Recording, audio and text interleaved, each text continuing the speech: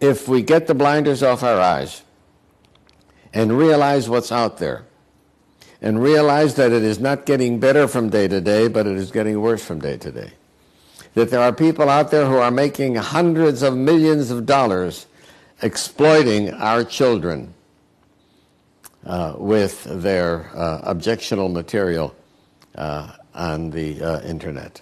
They are profiting from your children's ruination.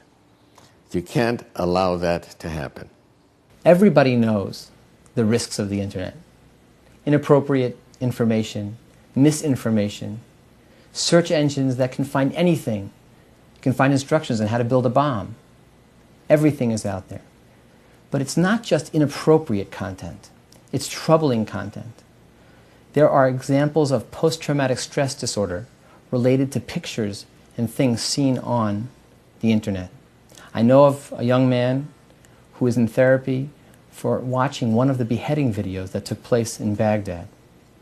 These are very serious things. It's not just, I'm going to do a search and I'll come up with something. Everything is out there. Everything. The Satmar Rabbi in 1950 said that his Hasidim saw more on one bus ride from Williamsburg to Manhattan than their grandparents saw in a lifetime in the shtetl. In terms of the internet, you could only imagine what the exposure is today in terms of the same bus ride from Williamsburg to Manhattan, but that's pales in comparison to what children can be exposed to without even planning to be exposed to in terms of the internet. It's important to realize that we are facing a very significant and perhaps major epidemic that is affecting all levels of the population. It is causing great harm in marriages. It is affecting young people, particularly in a very harmful way. I was introduced to a young man to speak with him about this topic, and the agreement was that I wouldn't know his name. It was an anonymous arrangement. He told me that he spends 2 to 3 hours a week downloading full-length inappropriate movies using peer-to-peer software. During the summer, he spent 2 to 3 hours a day downloading those kinds of movies. When I asked him if his life was really out of control because of internet issues, if he had somebody to tell, or who he would tell, he told me he wouldn't tell anybody. The vast majority of time, children who have internet incorporated into their lives are generally not looking to come upon inappropriate material. It's something that happens accidentally. So what tends to happen is, for example, is that they're doing a homework assignment. They're doing a search for a book report or for a term paper.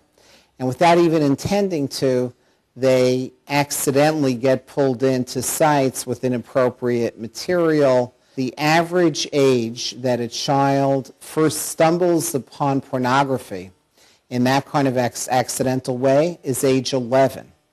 It's something that they just come upon totally without even trying to, on average, by age 11. Perhaps more alarming is the fact that the newer research is showing that 1 out of 4 children reports being significantly distressed by material that they accidentally come upon when exploring the internet in a variety of ways. If we let our children use the internet in their bedrooms, they could be up all night using the internet. It's like sending your child downtown at 3 in the morning with $1,000 in his pocket to the worst neighborhood in the world, unsupervised, alone. When I think about this, I like to think about the frog and the beaker analogy. Take a frog, throw it in a beaker of boiling water. It'll jump out and save its life.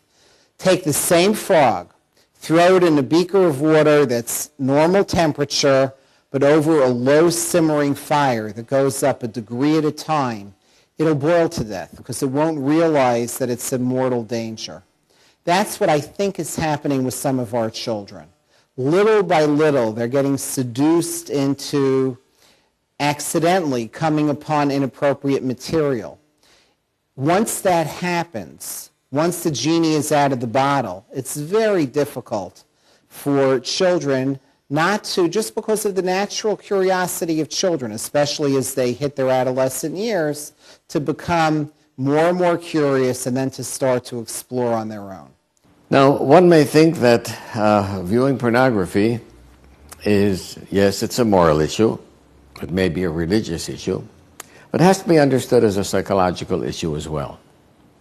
Men and women grow up with a healthy attitude, or should grow up with a healthy attitude toward a husband-wife relationship. There are countless cases of where terrible distortions have occurred, and this can cause a ripple effect through the marriage and the family.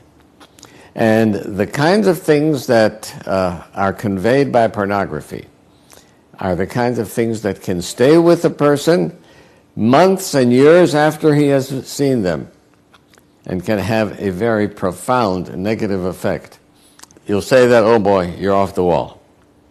But I want to mention something that I think is important. Many people, because understandably they want to avoid a speeding ticket, have a radar detector on their car. The radar detector is a very powerful message to the children that it is all right to violate and break the law, just make sure you don't get caught.